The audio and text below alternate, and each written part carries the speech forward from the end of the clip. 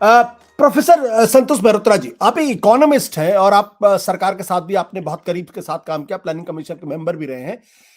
ये जो इकोनॉमी के बारे में जो बात कही जा रही है और उस वक्त मनमोहन सिंह ने कहा था कि इससे जीडीपी को 2% को नुकसान होगा और बाद में सरकार ने भी यह माना अपनी इकोनॉमिक सर्वे की रिपोर्ट में कि 1% जीडीपी का नुकसान तो हुआ है। तो क्या वाकई इसकी वजह से इकोनॉमी पर असर पड़ा? अपने को अनम्यूट करेंगे सर आप थोड़ा सा।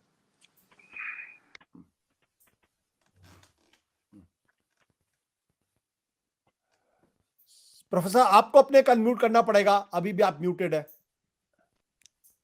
या ना।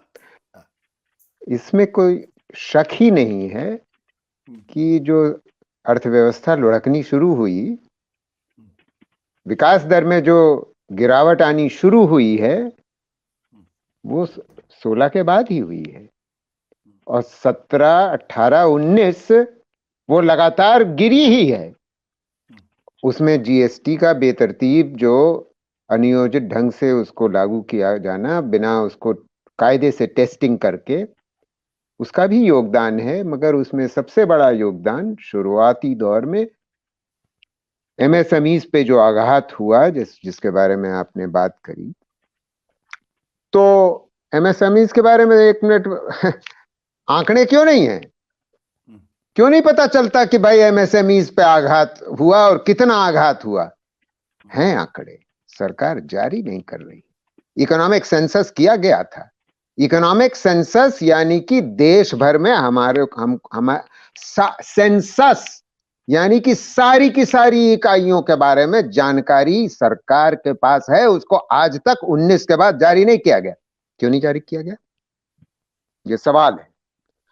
खैर, सबको मालूम है कि जो ग्रोथ रेट में कमी आई, उसी से 17-18 में ही सरकारी आंकड़े बताते हैं कि 45 साल में जो बेरोजगारी का दर 17-18 में था, मतलब नोटबंदी के एकदम बाद, हमारे पास काफी सर्कमस्टेंशियल एविडेंस है जो हमको बता रहा है कि क्या असर हुआ। आप किसी भी क्लस्टर में चले जाएं जहां संगठित क्षेत्र की इकाइयां हैं, कितनी ध्वस्त हुई, उनके बारे में आंकड़े वहां के क्लस्टर वाले बिजनेस ऑर्गेनाइजेशंस और इंडस्ट्री एसोसिएशन सब आपको बता देंगे। और बल्कि जो ट्रेडर्स एसोसिएशंस के जो सर्वे हुए हैं वो साफ बता रहे हैं कि आए दिन इकाइयां बंद हो रही थी और वो उनमें और तेजी आई है, जाहिर है कोविड के बाद। अब मैं उन विषयों पे आ जाता हूं जिनके बारे में तनेजा जी ने बात करी और जिनके बारे में रवि शंकर प्रसाद जी ने भी आज बात करी। तो सबसे पहली बात प्रसाद जी ने शुरुआत करी कि हमने इसको किया गरीबों की सेवा में। सेवा कर रहे थे हम गरीबों की। कैसे गरीबों की सेवा कर रहे थे? बेरोजगारी बढ़ा करके, रोजगार कम करके और आर्थिक विकास दर को कम करके। इसी तरीके से आप गरीबों की सेवा कर रहे थे। दूसरी बात, उन्होंने ये भी बताया हमको, प्रसाद जी ने, कि शेल कंपनियां कम हो गई। तो शेल कंपनियां तो आप वैसे भी बंद कर सकते थे। किसने मना किया था? नोटबंदी से पहले कर सकते थे, नोटबंदी के बाद कर सकते थे। नोटबंदी और शेल कंपनी का कोई कनेक्शन है क्या? मुझे समझा दीजिए लॉजिकल कनेक्शन। तीसरी बात, और ये बात अभी तनेजा जी ने भी कही, हमको बताया गया, मतलब सच्ची में हास्यास्पद बात है कि इनफॉर्मल सेक्टर में 52% जो हुआ करता था उसमें कमी आकर के 20% हो गया। कहां से आंकड़े आ रहे हैं भाई? कोई बता सकता है कि ये आंकड़े कहां से आ रहे हैं? कोई स्रोत उन्होंने बताया? और क्या डेफिनेशन है उनका इनफॉर्मल सेक्टर का? मैं बताता हूं। I was the chair of the Center for Labor and Informal Sector in India's top ranked university. And Bharat सरकार का ही इंस्टीट्यूशन है, national institute for labour economics research, उसका डायरेक्टर जनरल था मैं। तो मैं आपको बताता हूं कि क्या आंकड़े हैं इनफॉर्मल इकोनॉमी के। असंगठित क्षेत्र का जो गैर कृषि क्षेत्र में असंगठित क्षेत्र है, जिनके बारे में अधिकतर इकाइयों के बारे में सरकार को जानकारी भी नहीं है कि वो हैं कि नहीं है, वो ऐसी इकाइयां हमारे देश में 6.6 करोड़ हैं, 66 million, on the basis of unorganised sector survey of 2015-16।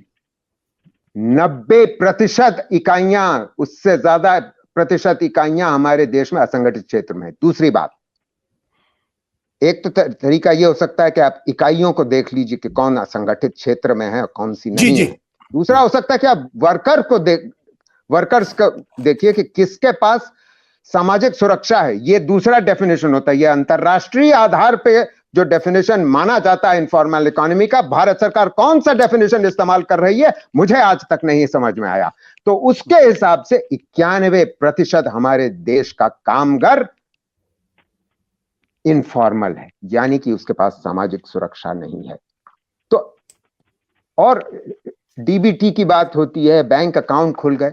अरे बैंक अकाउंट तो जैसे अभी सप्पल जी कह रहे थे, वो तो पहले भी खुल रहे थे। 53% थे कि नहीं थे? नोटबंदी के बिना थे, और आप भी खोल सकते थे, और इसमें नोटबंदी करने की क्या जरूरत थी?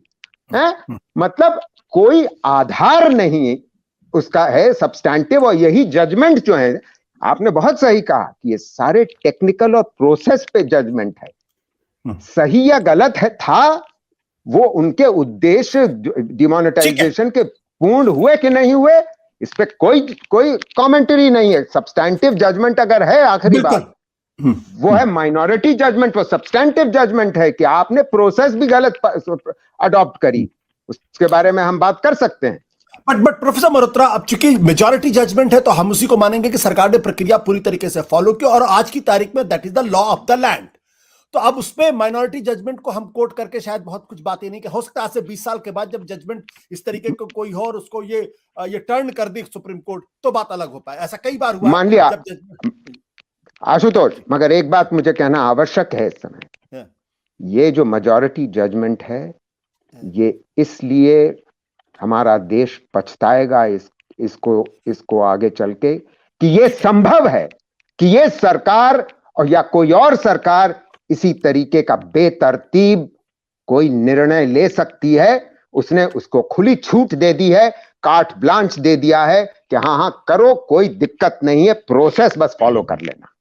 बट अनफॉर्चुनेटली या फॉर्चुनेटली, आप जो कुछ भी कह रहे हैं, कोर्ट का काम है लीगैलिटी, कॉन्स्टिट्यूशनलिटी को चेक करना। वो जाहिर सी बात है, सरकार के पॉलिसी मैटर्स पर वो उस तरीके से फैसले नहीं करते अगर प्रोसेस। सत्य हिंदी का ऐप डाउनलोड करें गूगल प्ले स्टोर पर।